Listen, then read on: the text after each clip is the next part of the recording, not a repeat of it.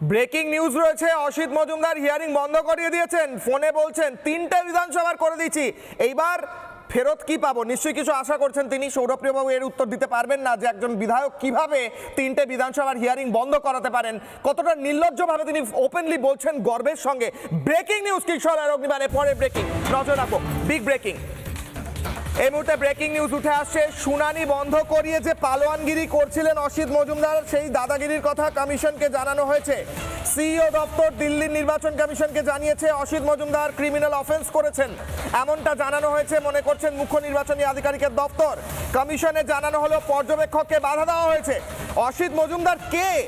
Hearing বন্ধ করিয়ে দেবে নির্বাচন কমিশনের ওপরে রয়েছেন নাকি অসিত মজুমদার? আমি অঙ্কনের কাছে আসবো। অঙ্কন, কি চলছে রাজ্যে?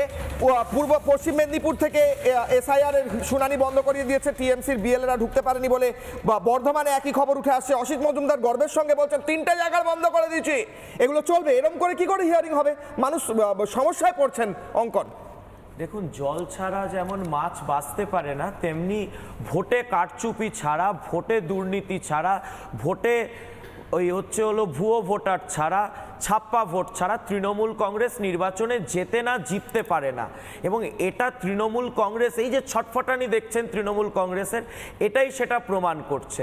দেখুন, শুনানি পর্ব সমস্ত রাজ্যে চলছে, এর আগেও বিহারে শুনানি পর্ব চলেছে, এবং শুনানি পর্ব চলাকালীন কোনো রাজনৈতিক দলের, সে বিজেপি হোক, তৃণমূল হোক, সিপিএম হোক, কংগ্রেস হোক, কিংবা ভারতবর্ষের যে কোনো রাজনৈতিক দল হোক, কোনো দলের বিএলএ তারা যে শুনানি কেন্দ্রে উপস্থিত থাকতে পারবে না, এটা নির্বাচন কমিশনের শুধু সিদ্ধান্ত নয়, সুপ্রিম কোর্টে যখন এইটা নিয়ে দীর্ঘক্ষণ ধরে আইনি লড়াই হয়েছে, মামলা চলেছে, সেই সময় শুনানির কেন্দ্রিক যে সুপ্রিম কোর্টের যে নির্দেশ এবং নজরদারি, সেখানেও সুপ্রিম কোর্ট মান্যতা দিয়েছে যে সরকারি আধিকারিকরা এই শুনানি পর্বটাকে সম্পূর্ণ নিয়ন্ত্রণ, পরিচালনা এবং পর্যবেক্ষণে রাখবেন।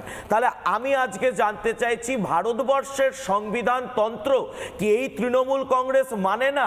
না ভারতবর্ষের সংবিধানের শপথ নিয়ে যারা জনপ্রতিনিধি হয়েছে, এরা ভারতবর্ষের সংবিধানকে আজকে গ্রাহ্যই করছে না? বলে দিক তৃণমূল কংগ্রেস। নানা ধরনের কন্টেন্ট দেখার জন্য লাইক করুন, শেয়ার করুন আমাদের ফেসবুক পেজ, সাবস্ক্রাইব করুন আমাদের ইউটিউব চ্যানেল।